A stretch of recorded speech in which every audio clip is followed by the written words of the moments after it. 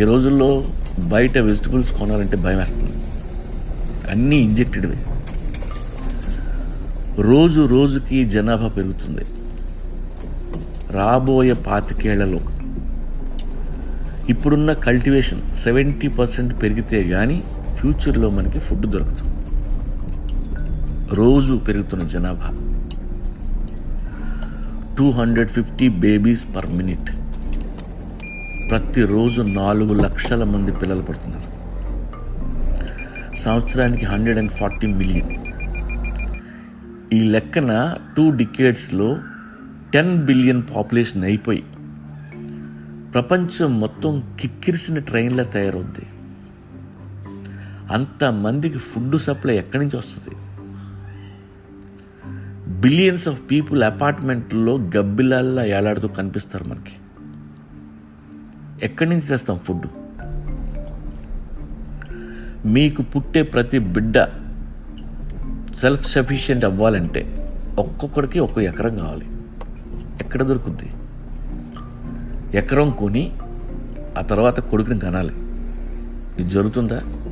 జరగదు. ఇండియాలో 80 million hectares agriculture land ఉంది. అమెరికా కంటే చైనా కంటే ఎక్కువ మంది. అయినా అది మనకు సరిపోదు.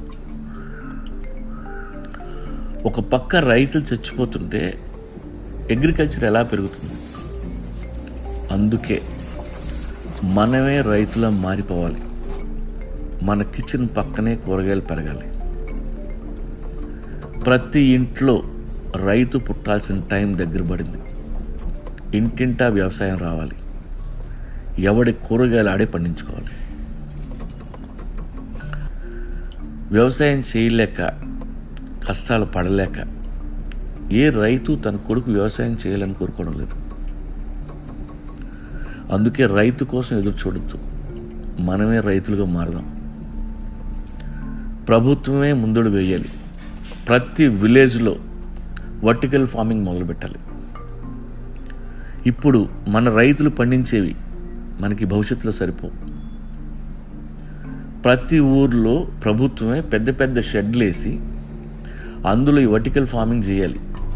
ఏ ఊరికి కావాల్సినవి ఆ ఊరిలోనే పండేలా ప్లాన్ చేయాలి. అది ఇప్పటి నుండి మొదలు పెడితేనే 25 ఏళ్ల తర్వాత మన అవసరాలు తీరుతాయి. లేదంటే మన పిల్లలకి తిండి కూడా దొరకదు. వర్టికల్ ఫార్మింగ్ వల్ల 75% ల్యాండ్ ఫ్రీ అవుతుంది.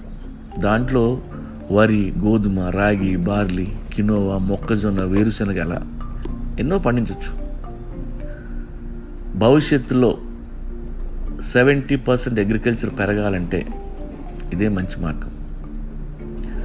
ఈ పద్ధతి వల్ల ప్రతి ఊర్లో చాలామంది రైతులకి ఉపాధి కూడా దొరుకుతుంది. ప్రభుత్వం దీన్ని గమనించి సీరియస్గా తీసుకోవాలని కోరుతున్నారు. వ్యవసాయం రైతులే చేయాలా? ఏం గవర్నమెంట్ చేయకూడదా? This is the time for the government to enter into agriculture. నాయకులంతా తలపాగాలు చుట్టి రైతన్నల్లా మారాలి. జై హింద్.